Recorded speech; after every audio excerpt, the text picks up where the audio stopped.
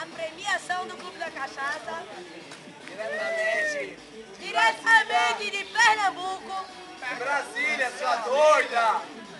A premiação. A cachaça vem de cachaça. Cala a boca, merda! Caralho. Vai, termina, vai. Diretamente de Brasília, temos o terceiro. Brasília, ó, tá vendo ferrando? Ele tá em Brasília, dentro do Direto, vamos começar. Diretamente de Brasília, a premiação do Clube da Cachaça. Como terceiro lugar, diretamente de Pernambuco. Sinceramente, pra mim, a melhor cachaça do Brasil. Pra você, então vai. Pra nós. Como foi uma votação, vamos lá, né? Democrática. Democraticamente, eu não sou. Eu vou contra a democracia nunca. Pra Pernambuco, pra Pitu Gold. Cala a boca, Terceiro lugar, essa blusa. Como eu já tenho a blusa, tá certo? E como eu trouxe a Pitu Gold, eu vou entregar para um representante de Pernambuco, Breno, que... Vem comigo. Breno vai ganhar, o segundo vai ganhar nada.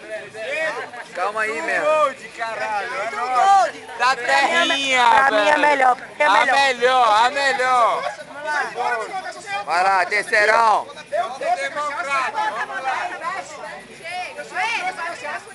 Veja essa porra. Eu trouxe a cachaça. Você não, receba. Segundo lugar. Receba. Cala a boca aí, rapaz. O quê? Não, é pra quem ficou até o final. Acabou. Ei, a cachaça que trouxe. Em segundo lugar, Vai. o Pega Ninguém do Ened. A Ele que... cachaça da Bahia. Pega ninguém. Jabuticaba. De jabuticaba, essa misturinha docinha. Sou mais que tu. Vale ressaltar. Docinha. Ganhou 3. Jabuticaba, João. Vai de cabeça pra baixo. Bora, pô. Olha ela.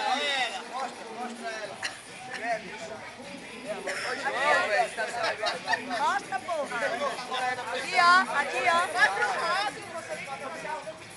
Se você tirar a mão, tá ótimo. Cachaça diretamente da Bahia. Tá bom, ei. Partiu. Agora, por último, O primeiro lugar. e mais importante, ela já acabou por causa disso. A campeã. Eu tenho ainda. É minha por causa disso, eu sou presidente, eu tenho direito. Mostra todas e Aqui, a ó. campeã. Xixa!